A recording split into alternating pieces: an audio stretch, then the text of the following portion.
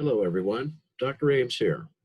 This time I'd like to talk about some of the major academic viewpoints of nonprofit organizations and what they really are dealing with on a day to day basis.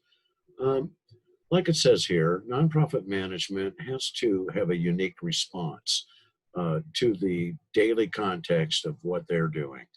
They have to be able to integrate their mission at the same time that they're trying to do the things that businesses do, acquiring the resources they need to do the business ventures or to accumulate the revenue they need so they can keep going. And that means formulating strategies just like businesses do. So, according to what most academic academic researchers find is that uh, being in the nonprofit sector and in particular being a manager is all about being able to have a very careful balancing act in effect. But you do have to have some traits, some certain skills, and one of the big ones is being consistent. You have to be totally focused on your mission. Everything you do has to be related to that. It's why you're there. So all the revenue you make goes to furthering your mission, all the strategy and planning, all the alliances you make, all the competition you do. Be consistent in it because you're trying to balance that with the efforts to survive. So you will find that being consistent will help you, that you will have to make snap decisions. You'll have constant trade offs on what you can do, what you would like to do, and what you're able to do. So it is quite the balancing act. Um, and the biggest thing that you have to deal with, of course, is this notion of a reversed profit flow. This is a unique circumstance that doesn't happen in the private sector. In other words, when someone sells a good or a service in the private sector, something comes back. It's money. Well, in a lot of circumstances, a lot of the context of nonprofits is exactly the opposite. You provide some information, you provide some help, you provide something material that you have spent some money on and some time and energy, and you don't get anything back. You don't get any money in return. So you have a reverse profit flow. This puts you in a very unique position when it comes to survival because you still have to do the things in general that businesses do to make sure you're around for operations tomorrow. So dealing with the reverse profit flow means you definitely have to balance things all the time, that you have to have a very consistent, measured approach, and that you are ready to make changes, or in other words, trade offs where you have to do that. Now, other scholars have told us other things that we do know today to be more or less true about nonprofits, that we can use sort of ready-made business models and business approaches from the business world, but in general, they're not really designed for the sorts of things that a mission wants to accomplish. The private sector and all the strategies and so forth that happen there are about making profits, and so they aren't necessarily appropriate when you're trying to help people to pursue an idea, something like that. And so not only do we have this real difference in the emphasis of what you're trying to accomplish, but you also have to be beholden to many stakeholders in the process. It means you're constantly doing the things I've talked about earlier. You're balancing things, you're doing trade offs, you're doing the best you can do over here when it's tougher over there.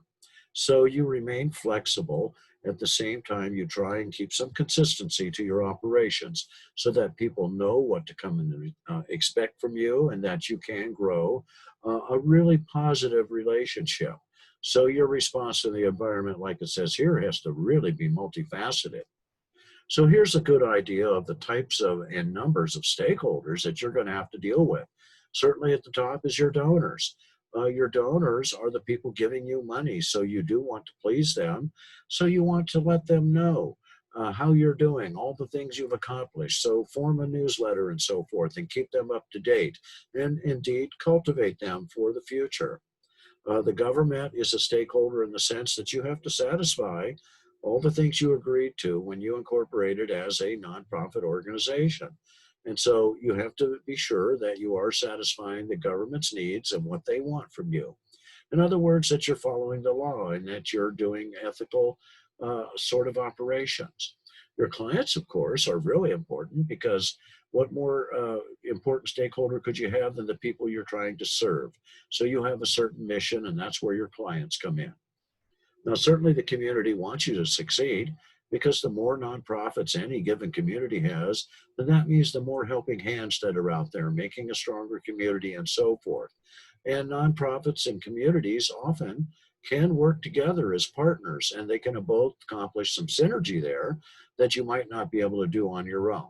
So the community quite often is a good stakeholder. You do want that reputation, of course, to go out there into the community and be of benefit to you. Now, the people who work for you and their families, they are definitely stakeholders. They have an interest in you succeeding. They want to continue to work there. They want their paycheck and so forth. It's the same thing with volunteers. Now, volunteers are not getting a paycheck, and their families aren't, but they still volunteers come to work for you, even under intense competition for their services from other nonprofits. So they come to work for you because they want to, because you're giving them something that they want, whether it's an intrinsic reward of a job well done, or learning a new skill, or just providing an area where they can meet some new people and have a little bit broader social life. So certainly in a different sort of sense, volunteers do want you to succeed, and so do their families. And that brings us to partners you may have. You could have some donors who are also partners. Generally, they're either active or they're not. And a lot of times you would kind of like your partners to stay behind the scenes, particularly if they're going to financially support you, but not necessarily want to take over your operations. But you are going to want to satisfy them that you are doing those things that all of you agreed upon when you formed your venture. Okay, folks, that's all I want to talk about this time. I'll talk to you again soon.